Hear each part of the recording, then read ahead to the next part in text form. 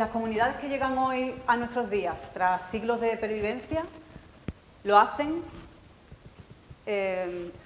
porque son una estructura consolidada, pero sometiéndose o viviendo cambios que pueden ser también más drásticos o a lo largo del tiempo largas temporadas de cambio, ¿no? Y transformación. El hecho es que de la manera que es un indicador, digamos, la manera en que se gestiona la memoria colectiva, que es de lo que estamos hablando, de la memoria colectiva, para orientarnos después al concepto de identidad. El hecho, de la manera que gestionemos la memoria colectiva de los hechos sociales de una comunidad, derivará en la creación de un tejido cultural más reconocible y más reconocido por todos. Y eso ya deriva directamente en el tema de la identidad. Circunscribiéndonos también a este arco mediterráneo, determinadas sociedades, culturas, municipios, poblaciones, han visto reforzada con proyectos de gestión cultural bien enfocados su identidad, ¿no? Ha habido un refuerzo identitario, por ejemplo, la candidatura de Villaviçosa como Patrimonio de la Humanidad, con el tema de los mármoles, qué decir de la cultura de la cal, de Morón. O, por ejemplo, me gustaría pararme un poco más en Mértola, en el Alentejo portugués, por ser una experiencia piloto pionera en que en los años de las primeras autarquías portuguesas, después del 25 de abril, bueno, con la figura de Claudio Torres, pero también con un equipo que poco a poco se fue forjando, se aborda a la arquitectura, bueno, a la cultura tradicional, la cultura vernácula, como motor de cambio y motor de identidad. Es decir, ellos buscaban en la sociedad que estaban antes, ¿no? Donde, bueno, pues los campesinos acaban de tomar las tierras de los latifundistas o las fábricas se habían puesto de nuevo a producir bajo control operario, intentan encontrar una respuesta hacia dónde, al devenir de su sociedad, ¿no? Y lo encuentran en la arquitectura vernácula, que tirando del hilo, y claro, se identificaban más en este caso con la arquitectura de Al-Ándalus, porque Mértola, aunque es interior y está quizás ligada por la posición casi extrema, ¿no?, en el continente, pero bueno, fue el último puerto del Mediterráneo, el Guadiana era navegable hasta allí, entonces es radicalmente mediterránea como una más, ¿no? Bueno, pues os decía que hicieron un ejercicio de refuerzo identitario que todavía hoy dura, ¿no? Y bueno, con la creación del campo arqueológico de Mértola, la Cámara Municipal y una cooperación de la ciudadanía también, que dura 40 años. El año pasado celebraron los 40 años. Para que una cultura... Bueno, traigo este ejemplo porque en fin, es muy plural, ¿no? Aquí se mezcla las reivindicaciones artísticas con las reivindicaciones científicas y se hace de una manera muy global, muy holística y que tiene que ver con la visión integradora que ahora demandaremos. Para que una sociedad se identifique con una cultura, tiene que darse un equilibrio entre los recursos de que dispone, ¿no? Volvemos aquí al anticlinal de Estremoz, las necesidades que marcan su día a día para la propia supervivencia y los deseos o las aspiraciones, que es como se proyectan en el futuro, ¿no? ¿Qué quieren ser? Pero ¿qué quieren ser como colectivo? ¿Vale? Aquí abandonamos los deseos o las aspiraciones individuales. Las competencias, lo que te da el distintivo en el presente con respecto a otras comunidades, a otras sociedades, de nuevo Mértola, y los deseos o las aspiraciones de futuro. Tener en cuenta que si no se da este equilibrio, si uno de estos ejes cae, pues lo que acontece es que el modelo cultural entra en crisis y se tiende hacia otro modelo. Y a veces pues se da drásticamente un cambio de modelo o a lo mejor tarda siglos, como por ejemplo, no sé, el paso de la antigüedad al medievo, que todavía hay líneas de investigación, sobre todo de investigadores, que no saben poner fin porque obviamente fueron 5 siglos de transición, ¿no? Bien, pero a mí no me gustaría quedarnos en una visión sincrónica o, digamos, tan literal en el tiempo, sino que me interesa una visión diacrónica es decir, con todas las cartas sobre la mesa, con todos los elementos puestos sobre la mesa, y esto me lleva a moverme más bien, si tuviera, claro, yo para simplificar la gran pregunta o la realidad, pues lo que hacemos es categorizarnos en preguntas más simples, ¿no? Si tuviera que elegir, en vez de 3 elementos como los de antes, recursos, necesidades y deseos, otra terna de elementos menos lineales en el tiempo, pues elegiría las tres escalas de aproximación, que serían el territorio, ¿vale?, donde prepondera pues, las condicionantes climáticas, orográficas, la existencia o no de recursos hídricos, etcétera. La escala del paisaje, que ya incluye la transformación intencionada del hombre, entonces ahí entrarían, según la escala, los sistemas productivos, eminentemente, o también la arquitectura, ¿no? Bueno, esta foto no es precisamente solo de arquitectura, porque dónde empieza o dónde acaba una cosa y otra, ¿no? En este caso es un afluente del Guadiana, completamente seco desde la construcción del embalse de la Alqueva, pero desnuda pues toda esa piel completamente horadada y transformada. Y claro, esto es territorio, pero también es paisaje, porque es una acción humana la que ha provocado esto. Y por otro lado, las arquitecturas. De las arquitecturas pues podríamos estar horas hablando, pero a mí me interesa, por ejemplo, en esta línea una escala tan grande, digamos, enfatizar pues el grado de colectividad que tienen determinadas agrupaciones para formar ciudad, o, por ejemplo, como aquí hay una arquitectura productiva que es simplemente el molino, la casa del molinero, que pasaba tanto tiempo ahí y necesitaba guarecerse, y el horno para abastecerse, ¿vale? Entonces, del nivel de otros sistemas productivos, pues son mucho más colectivos. Como hemos visto, el sistema de bodegas de Jerez, salinas, canteras, etcétera. Bien, digamos que en esta conjunción entre las escalas, lo importante es la visión integradora, decía, ¿no? Bueno, esto es un gesto que me ha parecido bastante elocuente como imagen de no olvidar, porque al final lo que hace que comprendamos un lugar son las significancias tras haber conocido esos elementos, ¿no? Es decir, profundizar un poco y no pasar de puntillas sobre esas 3 escalas, que son a la vez sistemas de elementos en sí mismos, pero que también se interconectan. En el bloque de memoria y conocimiento, la memoria anclada a un soporte físico debe ser entendida como una interconexión, unas relaciones entre elementos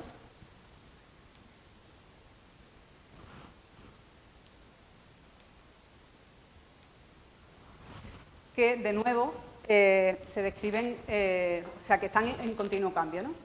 En continuo cambio, como hemos dicho antes, pero también en esa evolución de las transformaciones de un lugar, llámese territorio, paisaje o agrupación habitacional, estamos asistiendo, bueno, hemos asistido también en los últimos años, ya es una cosa consolidada, a una evolución en otro panorama, en el panorama cognitivo, es decir, el concepto de conocimiento ha cambiado y ahora podemos ubicarnos en el concepto de conocimiento dinámico. El conocimiento dinámico vuelve a inferir de nuevo en la posibilidad, no, en la obligatoriedad de tratar de una manera mucho más integrada, no holística, pero desde luego mucho más plural, el tema de la arquitectura, el tema del paisaje, el tema del territorio. De esta manera, es decir, integrando y ampliando los puntos de mira o los recursos, digamos, ¿no? La visión artística es complementaria también a la visión científica, no solamente a la visión material, y al final hace que la identidad se resuelva como una acepción o una afirmación cultural y política que, si bien está contextualizada por la historia, está atravesada por otros múltiples conceptos como los que estamos diciendo, ¿no? Esto, desde el punto de vista de las escalas, se ve claramente, y entonces lo que hace que cada escala tenga un tratamiento distinto cuando dibujamos, cuando nos acercamos a la arquitectura. Bueno, estos son unos trabajos que se están haciendo ahora mismo en estos meses. Entonces, son unas aldeas en el Alto Atlas, también en el Atlas Central, donde un investigador portugués está viendo pues, las agregaciones de casas, y entonces es lo que, recuerdo que lo ha dicho Ignacio, la arquitectura popular tiene tipologías perfectamente definidas, ¿no? Entonces es como el discurso completo, porque esta foto sintetiza muy bien esta idea de empezar desde el territorio, conseguir las claves que te hacen que esta identidad, que esta población se disponga de esta manera y no de otra. Después también mezclarlo con lo que hemos dicho de los sistemas productivos y la escala del paisaje intermedia, y bajar a la escala más propiamente arquitectónica, donde aquí también podemos ver, como veremos después en otro ejemplo, la escala productiva mucho más menuda, ¿no?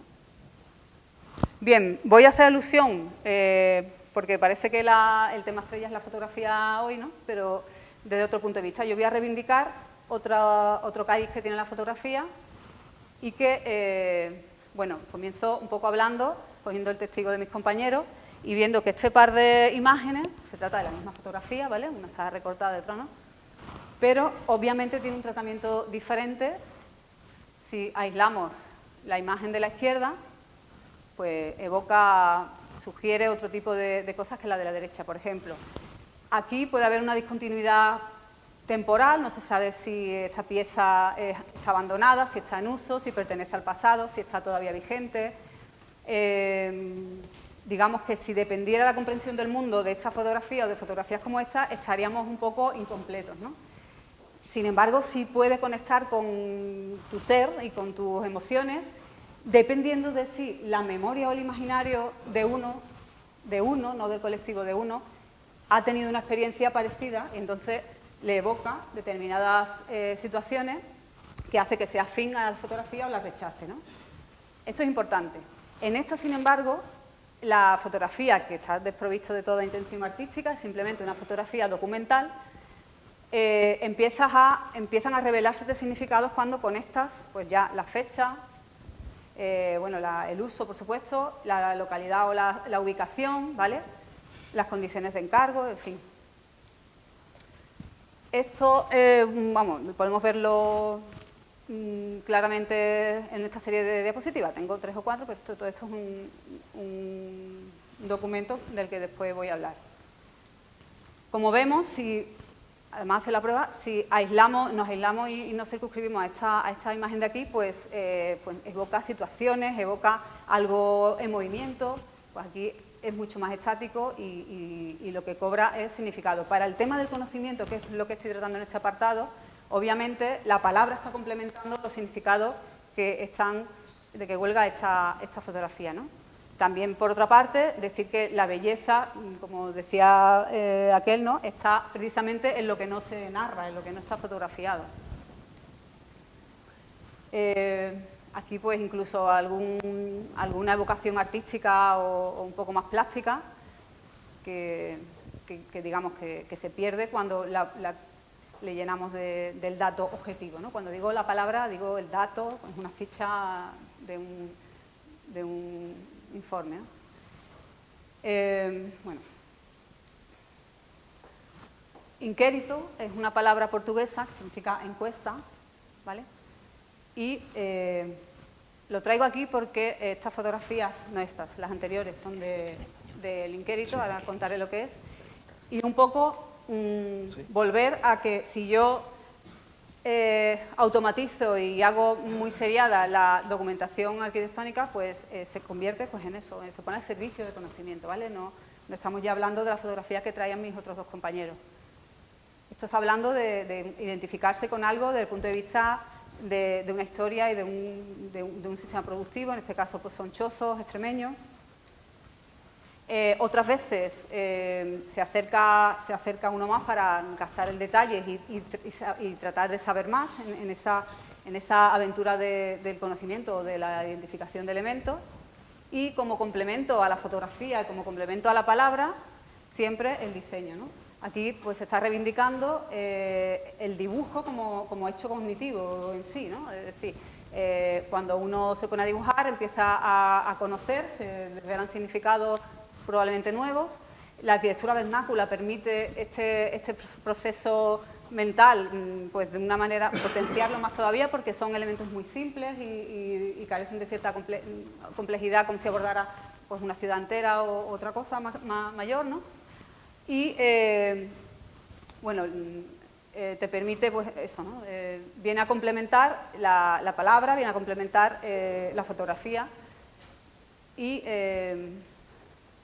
aquí es lo que os traía, ¿no? El inquérito a la arquitectura popular en Portugal es un encargo que hizo el Sindicato de Arquitectos Portugueses a un equipo de arquitectos en los años 50 del siglo pasado, mitad de los 50, encabezados por Fernando Tábora, joven, ¿no? Son 3 tomos, este es uno de ellos. Entonces, el encargo consistió en dividirse en regiones el país, Portugal, y recorrerlo documentando, pero con la premisa de primero conocer, antes de crear una nueva arquitectura o antes de intervenir. Es decir, es un acto, una acción muy honesta.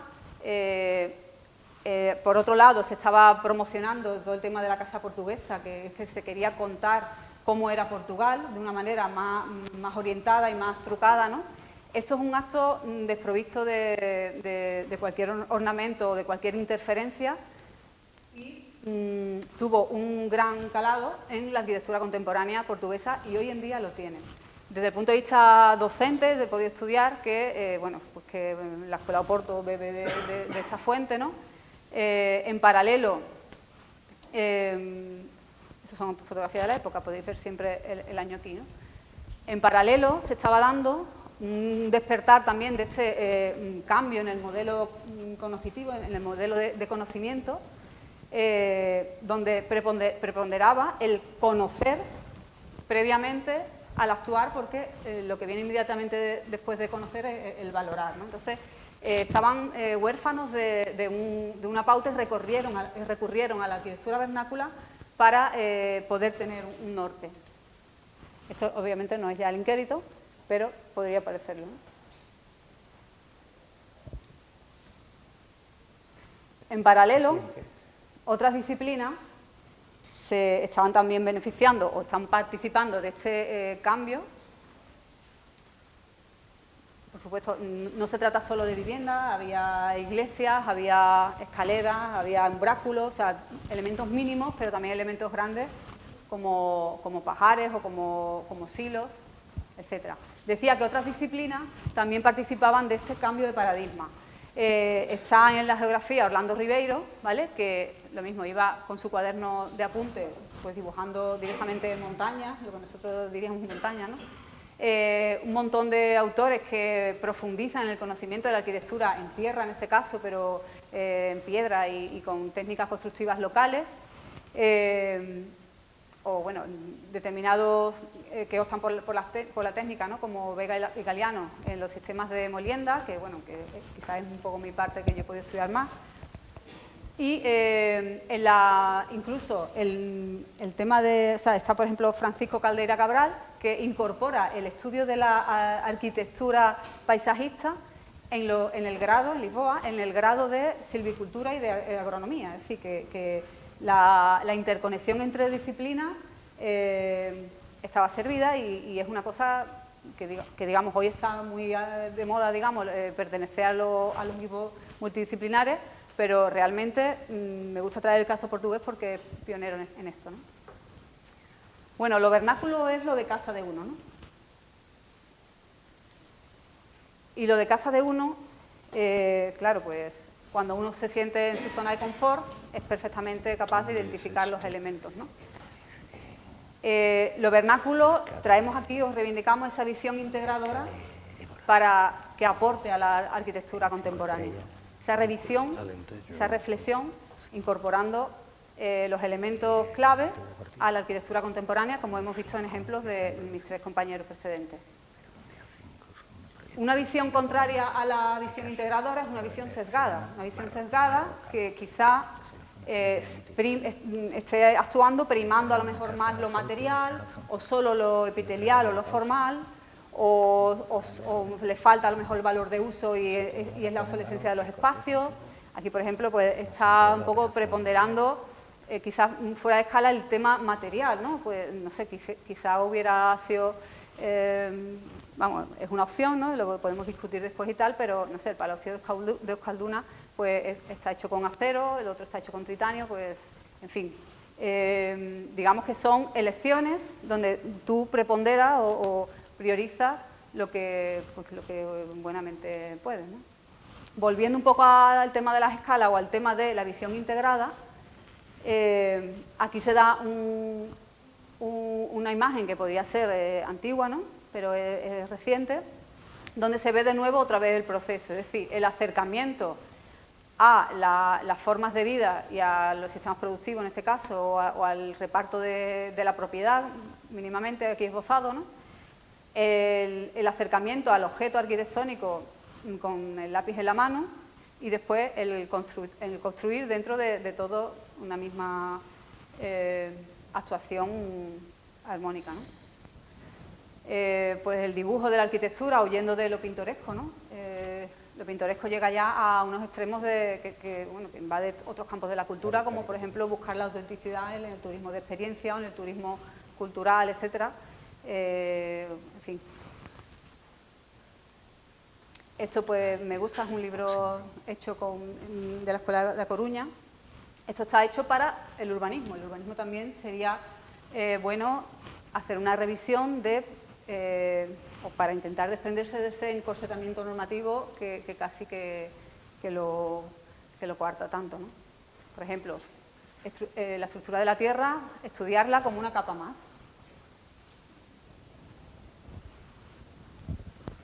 En este caso, esto es el Bajo Guadiana, pues vemos otra vez de nuevo el tema de las escalas, ¿no? Simplemente, claro, aquí se da una estructura muy cómoda o digamos muy elemental para ser retratada o identificada con el lápiz, ¿no?